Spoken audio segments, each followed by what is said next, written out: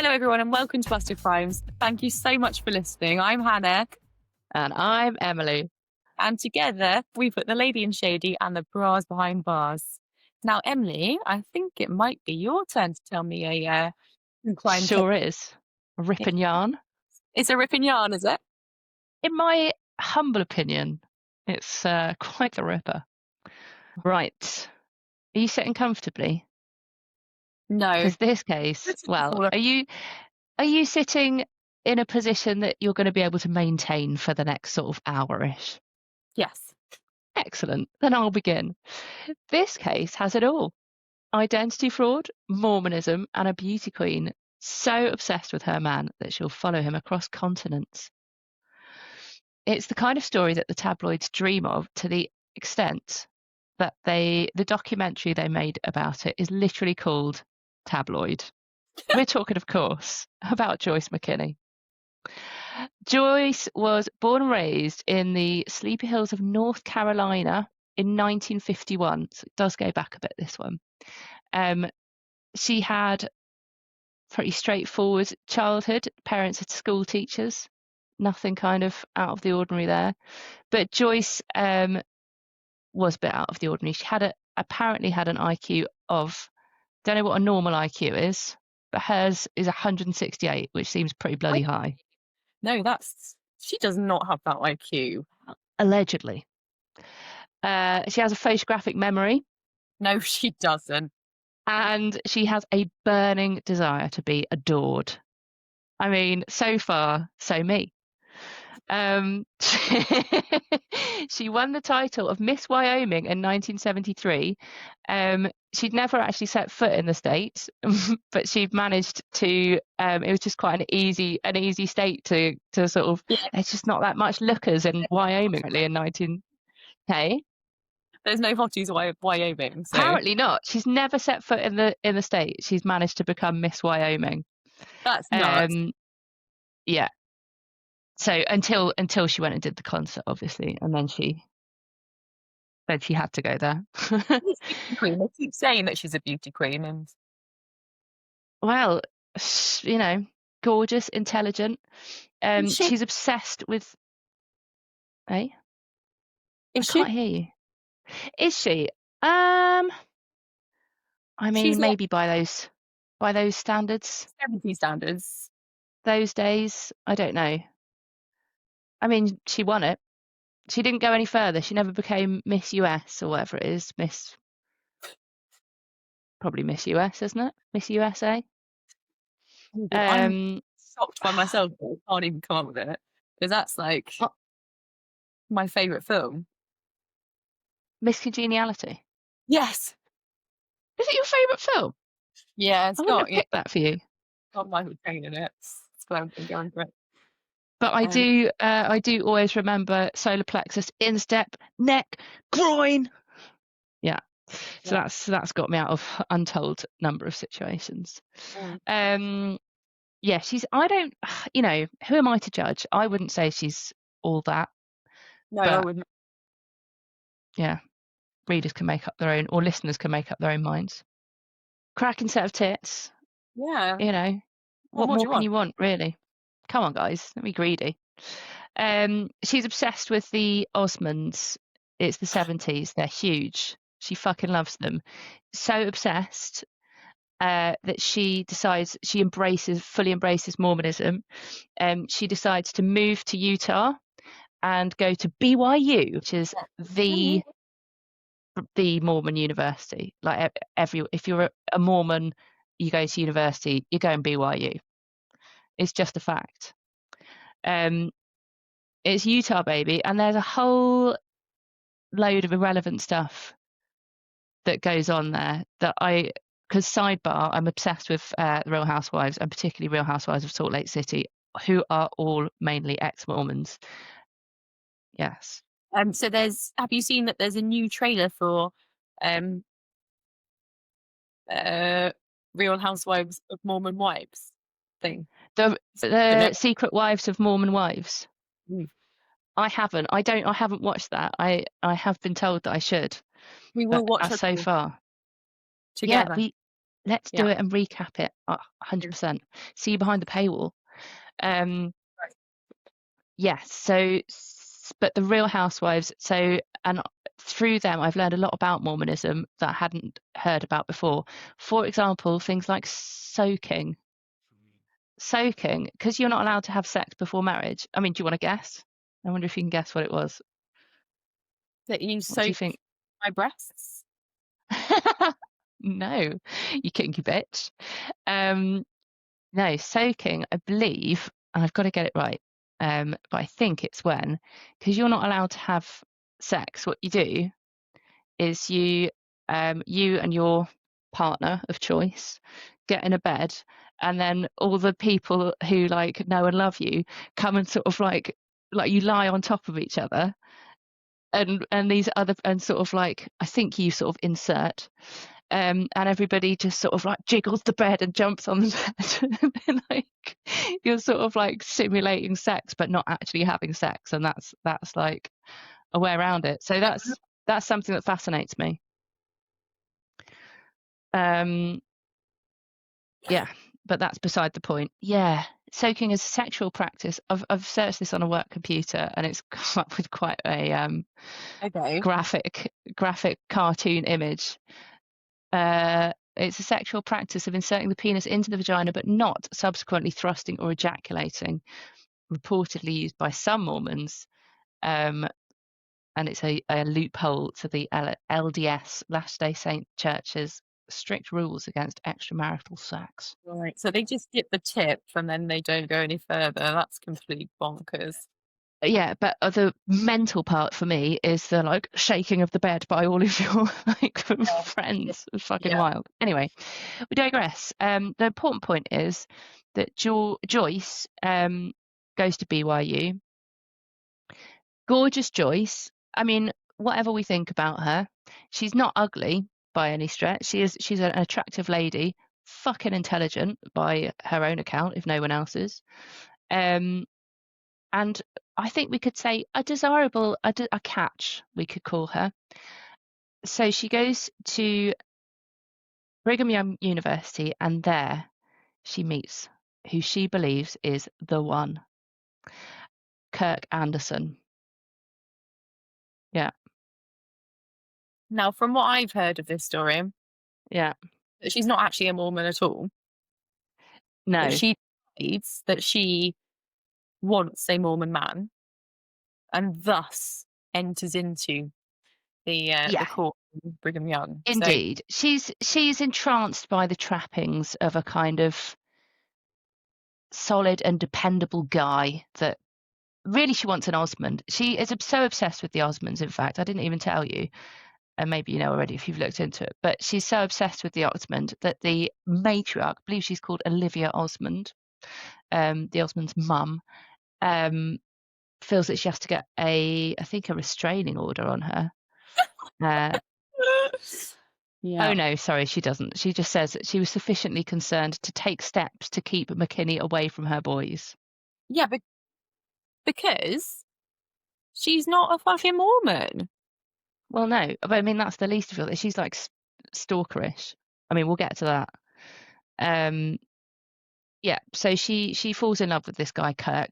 Kirk was everything the Mormon faith prized. He's tall, he's clean cut, he's mild mannered, he's utterly devoted to Jesus. He's everything that your, 1970s Christian woman, Woman. Yeah. especially your Christian mother. Oh my God, she would die if you brought Kirk home. She'd just be so smitten with him. And to Joyce, that combination of piety and politeness was irresistible. She was smitten or even obsessed. Yeah. Yeah. Uh, the only problem was that Kirk was saving himself for marriage, and Joyce very much was not. She was someone who wanted romance. It kind of begs the question why she's gone for him, really. But do you think it might be more about the challenge of ensnaring him rather than anything else? Yeah, Really? I mean, she might like the challenge, but when we get further into it, I think you'll agree she's the sort of person who actually doesn't really like a challenge as much as just sort of bulldozing down anything that gets in her way. So it doesn't really matter if it's a challenge or not, because she's going to fucking well do it anyway. But she's gone to Hey? Brigham. She's gone to Brigham Young Yeah. as a non-Mormon. Yeah. There in order to secure herself a nice Mormon man, and then Yeah. gets really annoyed because she can't fuck him.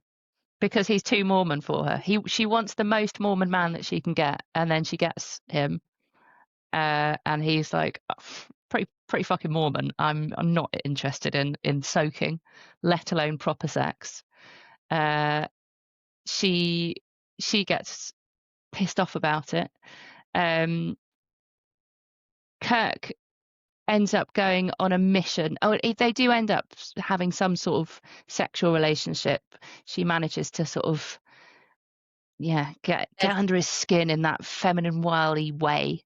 That all these attractive white women, there's such a theme running through this, isn't it? That they just manage to just have these magical, not even a magical vagina in this case, because he hasn't even got there yet, but by God, does he get there? So they do have some kind of sexual relationship, which Kirk feels very bad about, and confesses to the like Mormon elders, whatever you call them.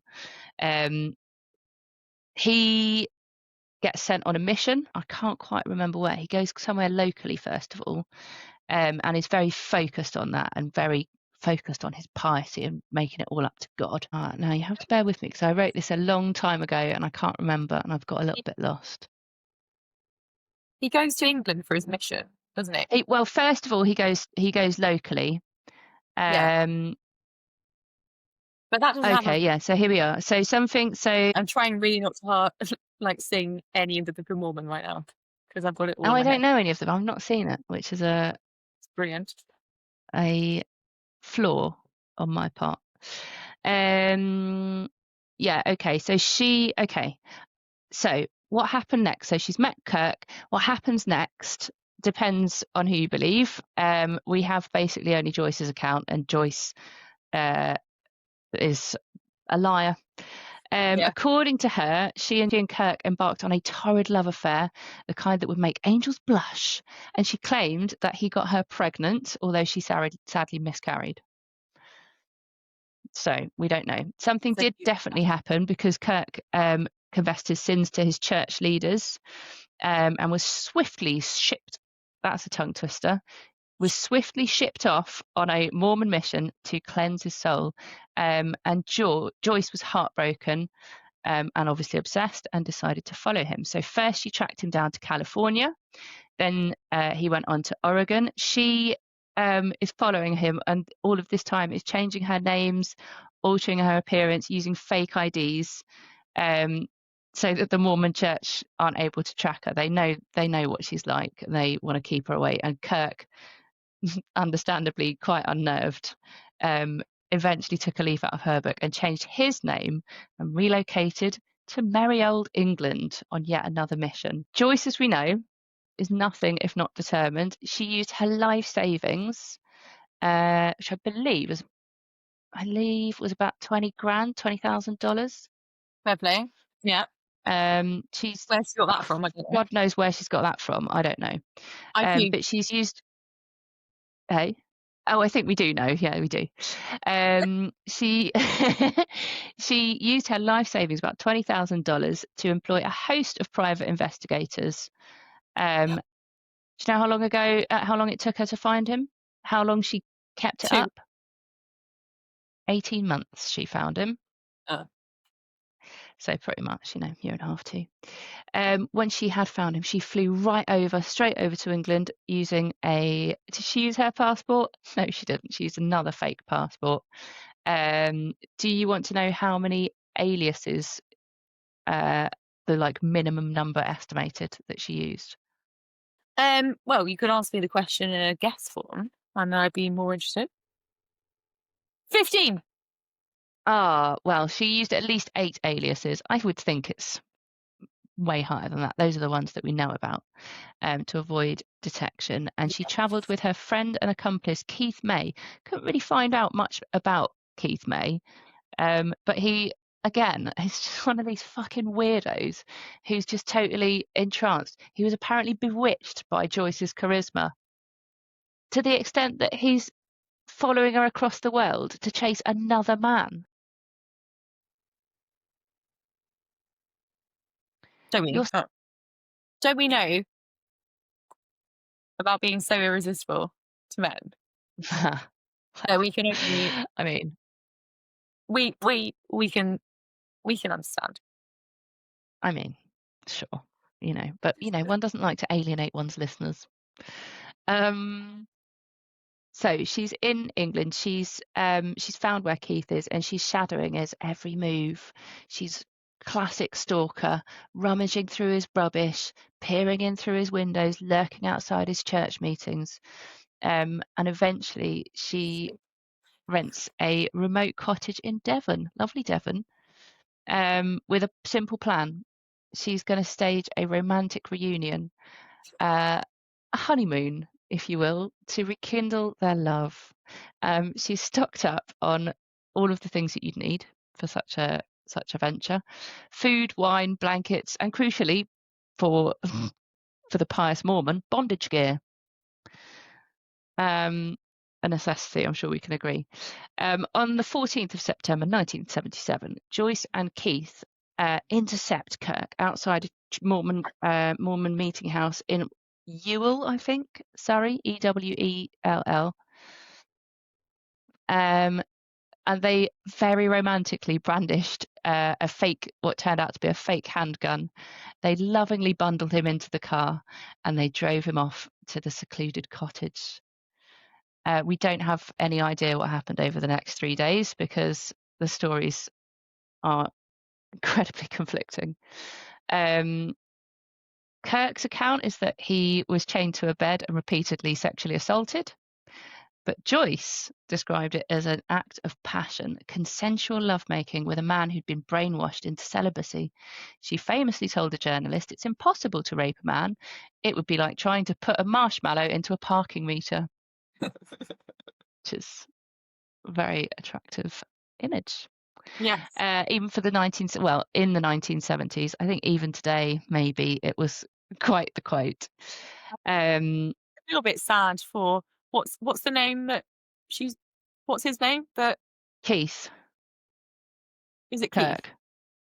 Kirk's the guy she's obsessed with. Keith's the sort of hapless weirdo just along for the ride. I just think it's a little bit sort of sad that he's described as a marshmallow. Well, it's not very. Yeah, I mean, what would you prefer? What's larger? A flump? A marshmallow. What did she say it was? In a parking meter. That says a lot about her as well. You're a fucking parking meter, love. I mean, Don't worry about his marshmallow. well, you'd hope he only had a marshmallow if you've only got a parking meter. Too many points stuffed in yourself. Okay, That's, you want to wonder your ticket. But so Keith managed to trick Joyce into believing. On day 3, he managed to trick her into believing. Finally, he returned her deviant feelings. She loosened his restraints and he bolted, sprinting half naked through the Devon countryside. Yeah. Sorry, I thought bolted was a euphemism. No, bolted. He ran through the countryside, half naked through the Devon countryside in the 1970s, until he found help from astonished locals who, I can only assume, I don't know what they must have. Devon in the 1970s. They called the police, and soon enough the story exploded across every front page in Britain. The tabloids had a field day in the 1970s. I mean, obviously we were alive at the end of page 3, but even in the sort of 90s, 2000s, it was like, whoa, look at Judy Big Jugs and all there. There was a lot of tits, wasn't there? gash flashes. I don't think they were called that, but I'm quite pleased with myself for coining that. If only we were Well, part of the news of the world back in the 90s, because do you we'd know have what I mean? gash flash. Yeah. Or they flashed your gash. Yeah, I no, think we it's did. quite common. No, Yeah. what was the rat thing? Get your rat out! Get your rat out! Flash your gash. Present your vent. What are you saying? You don't have chips and gravy down south? What? Yeah. Yeah. Those are And the days. Those are the days when festivals were cool and not filled with bloody glampers. yeah, no. Do it properly. And get your rat out, Get your rat out or don't bother. That's not Yeah, what happened, listeners. Our rat stayed in. yeah. Let's I cut do. this bit out. I do have pictures because we are going to do a Facebook Oh leak. fuck. No. Yeah, so get ready. Jesus. Okay. Way to jump on that Facebook bandwagon. It's the only thing That'll I can't do that'll Twitter. You don't understand Twitter. I don't understand I don't Instagram. know how Twitter does. Also, I'm not into it now. No, I never was, but especially not now bloody Musk owns it. What a prick. Oh, we're not getting into it. All right. Back to Joyce in her shag pad. Well, she's not there anymore. Well, she might still be, but Kirk. Tag fans. Kirk's left. Kirk's Oh, left. Police are called. Tabloids are they fucking love it. It's the absolute heyday. Page 3, I should think, is probably fairly new. I don't know when Page 3 came out, but they bloody loved it. Kiss and tells all over the place, salacious headlines. And George, a sexy young blonde, articulate, which is very important to the tabloids. They love an articulate woman, as we know. But mainly, and most importantly, completely unhinged. She was the perfect storm. The British dubbed the case. Do you know what it was called? the I shackled do think Mormon. it's a good name. Oh, it's even better than that. The manacled Mormon. Manacled, Get of that course. alliteration. I did know it, guys. Yeah. Listeners. I did know it, I promise. They churned out every possible pun, as you would if you're a tabloid writer. And Joyce was forbidden from speaking to the media while she was in Holloway prison awaiting trial. What's that? But what was she doing there? Because of She was kidnapping. yeah. Okay. Basically, she's been arrested for kidnapping and false imprisonment. And rape. And rape. He's Let's saying. not forget the rape. That's really the big one. So she's in Holloway prison. She's awaiting trial, and silenced during that part. So when she does get to go to court for not the trial, but the kind of like, what is it before you go to trial, where you have a chance to say if you're going to plead guilty or not. The I pre-trial? can't remember. Yeah, I don't know. Anyway, she goes there. She waxes lyrical about oral sex, erotic bondage, and Kirk's apparent mummy issues. Wow. She told everybody that he could only reach orgasm if he was restrained, hence the manacles.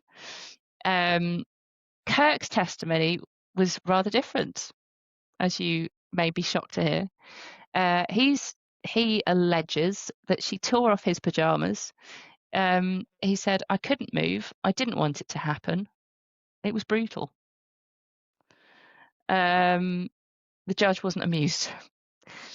He sent the case to trial, but Joyce was granted bail and immediately began touring Fleet Street selling her story. Do you know how much she sold it for in 1978? Shockingly huge amount. £100,000. Yeah. Well, she sold her story. Oh, I can't. Inflation calculator. Fuck me. She sold her story originally, her like exclusive first telling of it, to the Daily Express. She sold it. Oh, I still got soaking up. She sold it for £50,000.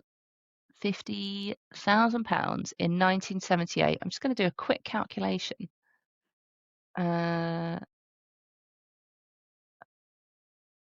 Quick maths. Do you know what?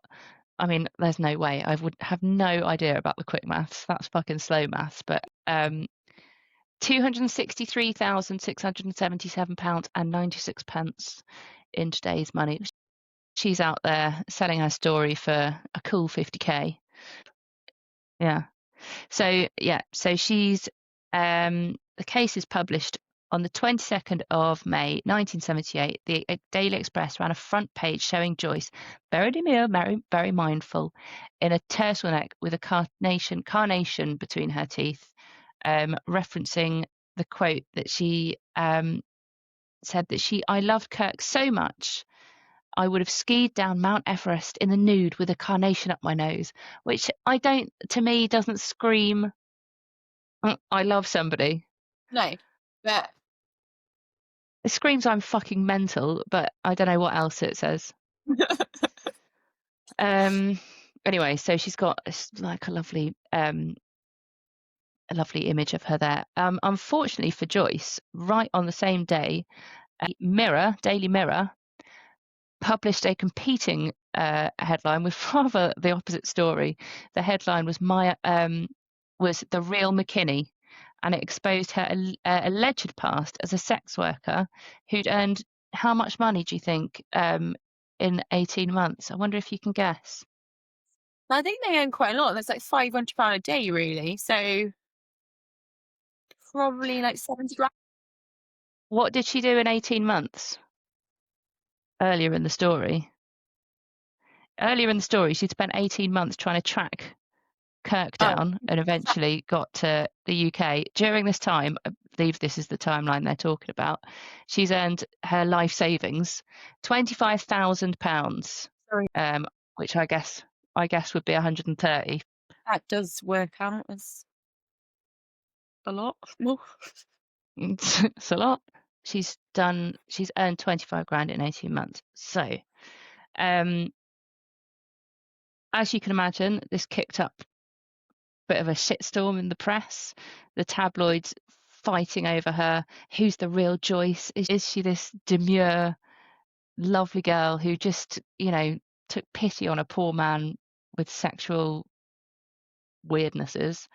Or is she more likely a depraved whore who kidnapped and raped somebody at gunpoint? No, she didn't rape him at gunpoint, but she kidnapped him at fake gunpoint.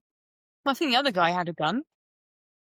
It was fake, but yeah, turned out to be. But either way, if you're a nice, God-fearing American Mormon, I think I'd shit myself if someone pulled a realistic fake. So the tabloids are fighting over her. Who's the real Joyce?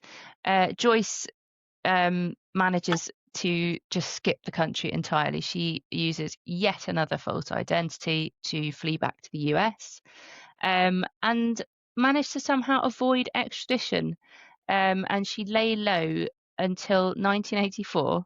She was arrested in Salt Lake City Airport. Guess who works there? I reckon somebody beginning with the name of K. It does indeed, and the rest of the letters are IRK, giving us a full total of Kirk. Lovely Kirk, poor lovely Kirk, has been stalked across continents by this crazy bitch. The police arrest her in her car, which they search. They find handcuffs and rope and a notebook tracking Kirk's daily movements. It's open and shut. But apparently not, because her lawyer argued it was all research for a memoir. Yes, because these bitches like memoirs. They love a good memoir. God, they love a memoir. Astonishingly, that explanation worked, and Joyce walked free. She never faced, apart from her little brief sojourn in Holloway prison pre-trial, she's never faced any kind of comeuppance. But there is a sort of justice in it. She has slipped into obscurity. Bearing in mind this woman is incredibly intelligent. I think she is very intelligent, but she like a gorgeous, she could have done anything, that mind, that body. Oh, goodness. She slipped completely into obscurity. She surfaced in 2010, there was a documentary made about this story called Tabloid, which she fully was complicit in making. She was interviewed on camera. She gave her full story, full like consent for it to be made, was absolutely 100% involved in it. An interesting irony in the case. So she is, she loves consent, exactly. Fully consents, gives them, all of these hours of her speaking. She's like the main talking head on this documentary. The documentary comes out and she sues the makers for exploiting her story. Love that. Nuts. Most recently in 2019, this is, I don't know if it's even more tragic, maybe not. But she was arrested for running over and killing a 91-year-old Holocaust survivor. Oh my God. Gets pretty dark. She's declared mentally unfit to stand trial, and she now resides in a secure psychiatric facility. So this is, I've written at the end, a tabloid fantasy turned cautionary tale. The beauty queen who loved too much, followed too far, and lost herself completely in the story she was desperate to control. And Okay. underneath it all, just a fucking maniac. Cool. But yeah, that's the life and times of Joyce McKinney, the manacled Mormon molesterer. Thank you, Emily, for that ripping yarn. Please do join us next week when we bust another crime.